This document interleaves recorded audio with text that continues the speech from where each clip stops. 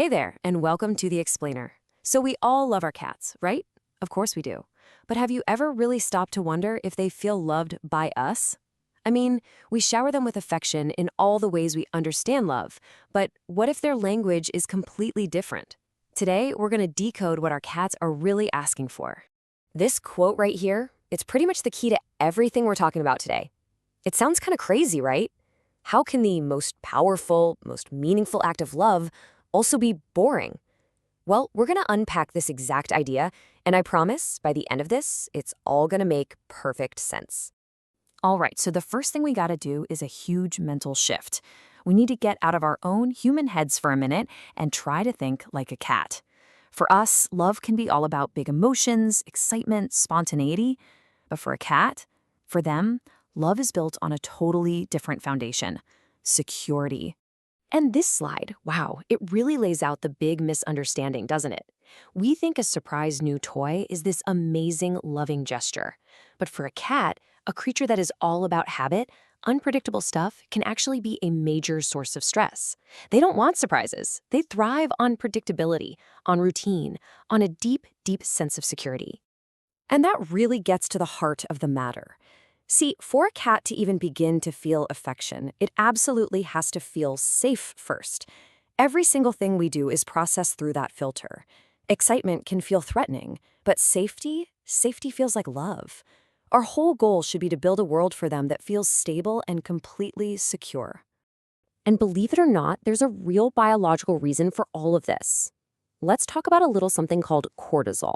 This is the body's main stress hormone. It's in us, it's in cats, and its job is to get the body ready for fight or flight. And you know what the biggest triggers are?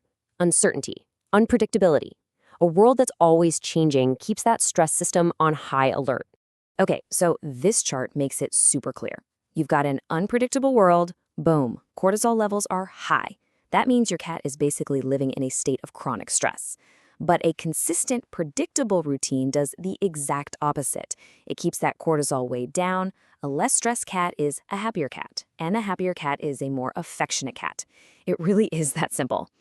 Okay, so understanding the why is one thing. That's great, but the real question is, how do we actually do this? How do we put it all into practice?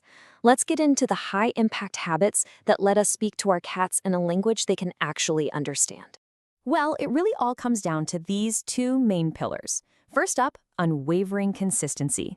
This means meals at the same time every day, playtime at the same time, a daily rhythm they can count on. And second, and this one is huge, a deep respect for their autonomy.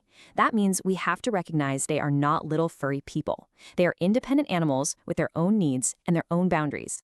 And it's so important to reframe how we see these things. Feeding your cat on time? That's not a chore. It's you saying, I've got you. Not forcing a cuddle when they're not in the mood. That's not you being cold. It's you saying, I respect you. Every single one of these consistent, respectful things you do, it's all sending one powerful message. You are safe here.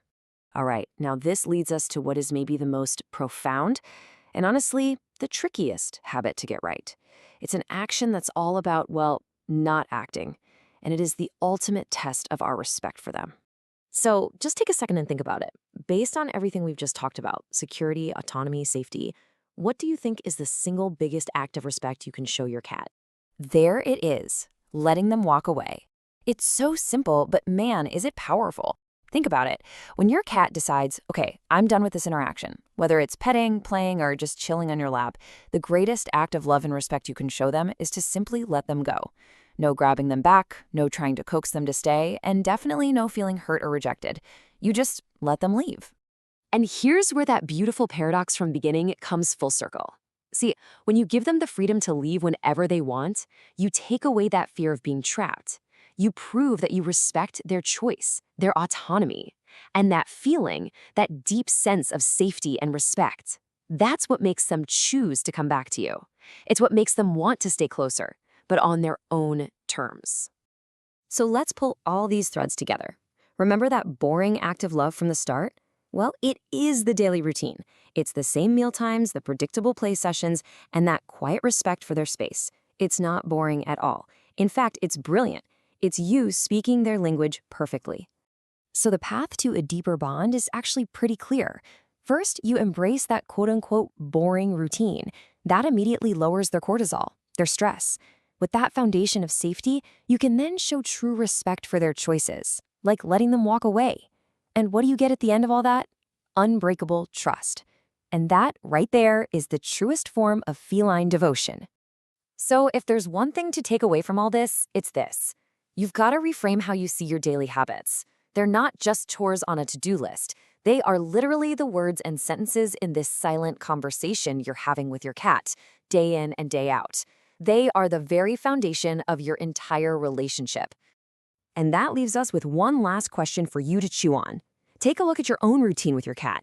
What's that one consistent, predictable, maybe even boring thing you do every day that you now realize is actually the absolute bedrock of their love and trust in you? It's something to think about. Thanks for joining me on